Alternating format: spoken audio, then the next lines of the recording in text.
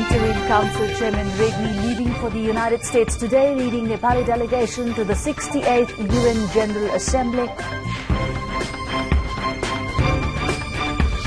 Congress, UML and Madhes-based parties busy in finalizing candidates for the upcoming elections.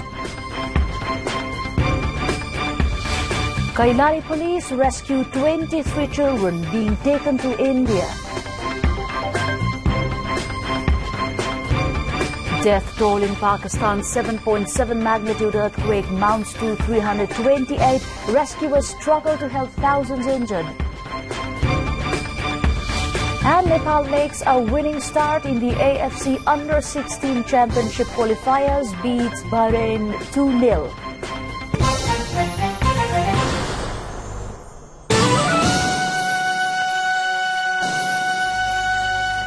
Good morning, ladies and gentlemen. I'm Shivani Thapa Basnet. Welcome to the news. Let's have the details now. At least 9 students have been injured in a scuffle between 2 student unions in Lomjung campus last night. The clash reportedly broke out between Nepal Student Union and All Nepal Free Student Union Revolutionary at about 2 a.m. at the Institute of Agriculture and Animal Science in Sundar Bazar. The reason behind the clash, however, is yet unknown. 6 injured students of Nepal Student Union have been rushed to Kathmandu for treatment, whereas 3 injured of All Revolutionary were admitted in a local hospital.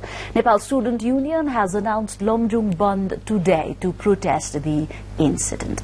Let's check on the political updates. Chairman of Interim Election Council Khilraj Regmi is leaving for New York of the United States of America today to attend the 68th United Nations General Assembly. Regmi is scheduled to address the Assembly of World Body the day after tomorrow. Regmi is scheduled to meet the United Nations Secretary General Ban Ki-moon and Indian Prime Minister Manmohan Singh on the sideline of the meeting. Regmi will also hold an interaction with Nepali community in New York. The United Nations General Assembly will take up the issues of world concern and review the progress made in achieving Millennium Development Goals.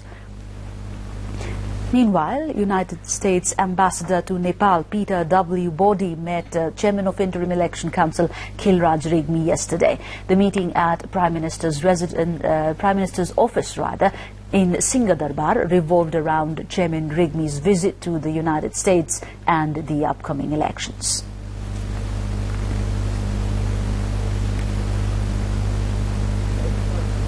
Where is your trip?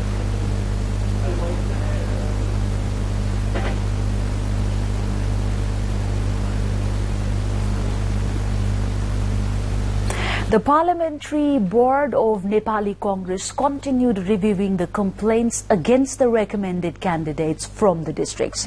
The committee has decided to finalize the candidates as per the terms of reference being drafted for selecting the candidates.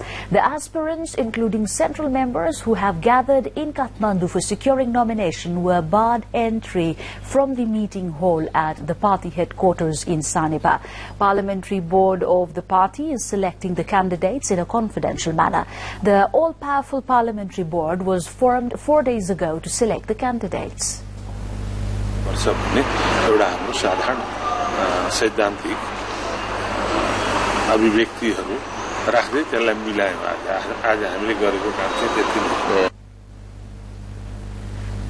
Likewise, CPN UML Standing Committee held its meeting yesterday to finalize its election candidates. The Standing Committee members held the confidential meeting at Manmohan Foundation in Sanepa after intense pressure from the aspirants. The meeting is preparing the final list as per the references from district and suggestions from zonal in charges. Madhes-based parties are also busy in selecting candidates for contesting the elections. Leaders of various Madhes-based parties have repeatedly made efforts for electoral alliance. However, there seems a possible alliance only between Madhesi Janadhikar Forum MJF Lokatantrik and Tarai Madhes Lokatantrik Party, that is the TMLP. Upendra Yadav-led Madhesi Janadhikar Forum MJF Nepal seems unaligned with the two parties. MJF Nepal Chairman Upendra Yadav said electoral alliance between Madhesi parties is possible only if there is a common common views on the issues of Madhes. The Madhes Lokatantrik Party has said it will finalize its list of candidates by Thursday morning. Party spokesperson Sarvendranath Shukla said the parliamentary board will finalize the candidates from across the country for 94 seats. Shukla said there has been an agreement of electoral alliance with MGF Lokatantrik that only one candidate from both the party will contest poll from one constituency. MGF Lokatantrik's parliamentary party meeting on Wednesday had decided to finalize the list of candidates within the next 2 days. General Secretary of the party, Jitendra Dev, had said yesterday that the party has readied candidates to contest up to 200 seats in the Constituent Assembly elections. Well, more on the national front is lined up ahead after this short break. Do stay tuned. You are with the morning edition of the English News here on Nepal Television, and we are checking out some of the national updates. Nepal has inked an agreement with India to seal its border with India during the Constituent Assembly poll slated for November 19. Officials of the two neighbouring countries inked the deal to seal border for 24 hours in order to check violence and possible criminal activities during elections. Border talks were held yesterday at Banbasa of India with participation of Chief District Officer of Kanchanpur, Parshuram Aryal, and SSP Chabilal Joshi from Nepal. The Indian side was led by DM of Champawat District Deependra Kumar Chaudhary and SP Karan Singh. The two sides also discussed renovating border pillars and opening Sharada Barrage. Kishore Bikram Malla is ahead by 67 votes in the vote countings of the ANNFSU 21st General Convention. Malla has secured 413 votes as of this morning and is followed closely by Lakshman Lamsal, who has a total of 346 votes so far. Likewise, in the race for General Secretary, Rachana Kharka is ahead with 20 votes. Kharka has pocketed 387 votes, while close contender Nobina Lama is following with 367 votes. According to the ANNFSU Election Committee Chairman Somnath Pyasi, a total of 1,400 ballots were cast in the elections. Vote counting is underway. Police has rescued 23 children in Kailali while they were being trafficked to India. Among them, 19 hailed from Kalikot and 4 from Doti. Police also arrested 2 guardians and 2 others along with the children. Agipal Mahatara and Purna Sejwal, the alleged traffickers, had lured the children's family by saying that the children will be provided education in India. The guardians had come along to see them off at Dhangari. Police says further investigation will be carried out. The Bardia National Park is all set to be established as a study centre. The national park has been playing a pivotal role in the preservation of biological diversity. Students from across the country and the world have been coming to the park for study purpose. With increasing local participation in conservation activities, poaching has plummeted drastically in the area. The Rajdhani community in Sunsari observed the Jitiya festival in the form of a special fair. Jitiya is celebrated offering worships to Jitman, the son of the sun god, and praying for good health and prosperity of the kids. The Rajdhani community dwell in the eastern part of Nepal, including in Jhapa, Morang and Udaipur.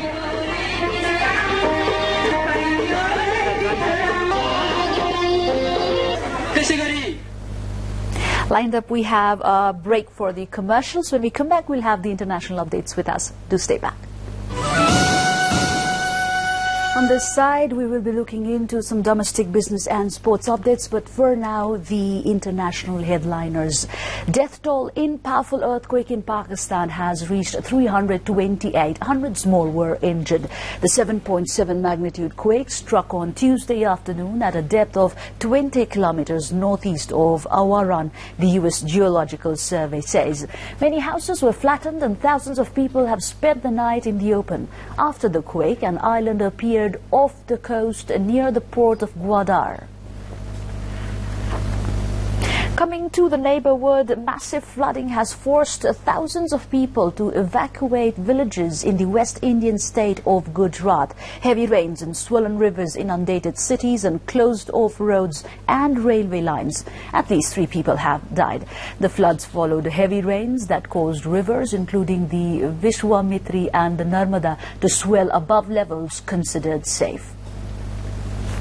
Similarly, an earthquake with a magnitude of 7 centered off Peru's sparsely populated southwestern coast occurred yesterday. Only minor damage and light injuries were reported. The shaking broke windows and opened fissures in the walls of some adobe dwellings in the nearest sizable town of Acari. No injuries in the mining town of about 4,000 residents was reported. Coming back again to South Asia, police in Bangladesh used batons, rubber bullets and tear gas to stop ongoing protest by garment workers demanding higher wages. The fifth day of the protest in 2 industrial districts near Dhaka, the capital, forced authorities to close more than 100 factories for the day. The districts, Ghazipur and Narayanganj, houses hundreds of factories that supply garment products to numerous global brands, including Walmart and H&M. Police said the workers dispersed after the police moved in, but did not say whether there were any injuries.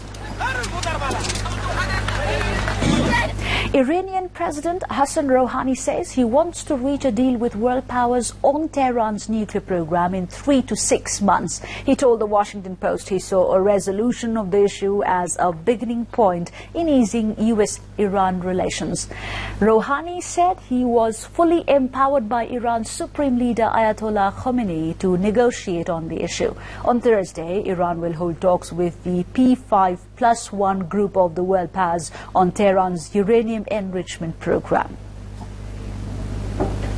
Let's switch to the business updates.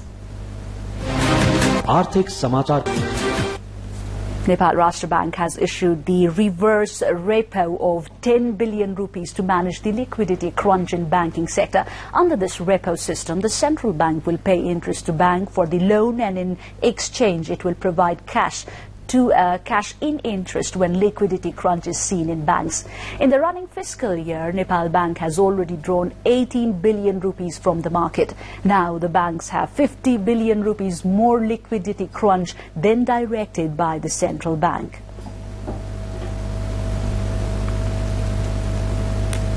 Home Interior and Furniture Expo kicked off Wednesday in the capital. Among all the stalls, there are 6 Nepali stalls and 62 foreign stalls.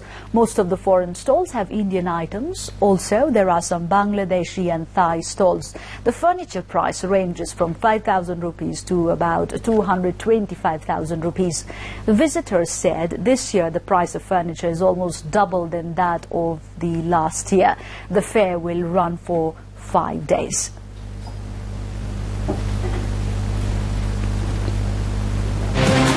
आर्थिक समाचार को साथ में Nepal bank limited, Nepal को पहिलो bank. Let us check out some of the sporting headliners now.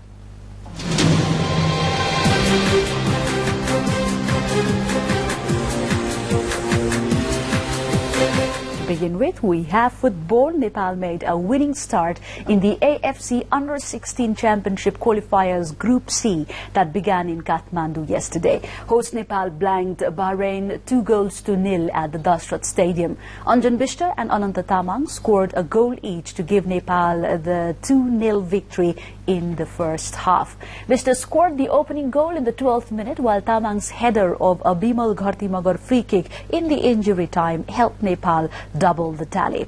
Bahrain was reduced to 10 men in the last minutes of the match after Hazem was shown a red card for fouling Nepali skipper Bimal Ghartimagar. In the competitive match, Nepal's goalie Roman Rasaili saved a couple of good attempts at goal by the formidable opponent Bahrain. Now Nepal will take on mighty Iraq in another match of the tournament on Friday. Iraq has beaten Turkmenistan 8-1 in the inaugural match of the tournament held at the Dashrat Stadium itself yesterday. Nepal has been drawn alongside Iraq, Bahrain and Turkmenistan in Group C. Heading to the international arena, Sir Ben Ainsley's Oracle Team USA sealed one of sport's greatest comebacks when they overhauled an 8-1 deficit to beat Team New Zealand in the America's Cup decider in San Francisco. The holders won 8 straight races to triumph 9-8 after being docked 2 points for cheating in the build-up. Oracle surged to victory by 44 seconds to retain the cup they won in 2010. The Kiwis won 4 of the first 5 races, making Oracle modify their boat and call Ainsley from the warm-up crew.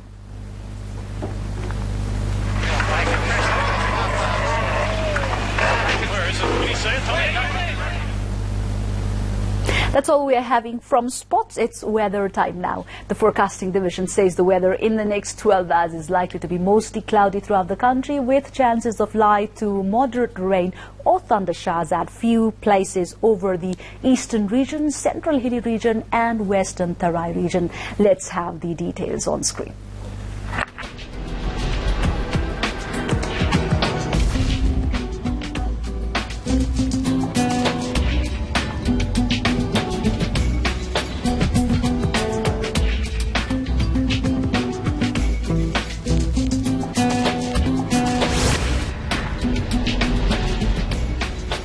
And that was all we could wrap for you in this morning edition of the English News. Before we say our goodbyes, the headlines once again. Interim Council Chairman Regmi leaving for the US today, leading Nepali delegation to the 68th United Nations General Assembly. Congress, UML and Madhes-based parties busy in finalizing candidates for election. Kailali police rescues 23 children being taken to India. Death toll in Pakistan, 7.7 magnitude earthquake mounts to 328. Rescuers struggle to help thousands injured. And Nepal makes a winning start in the AFC Under-16 Championship qualifiers, beats Bahrain 2-0. And that's all for now. We shall see you at noon with yet another edition of English. Until then, from the English News Desk, goodbye and namaste.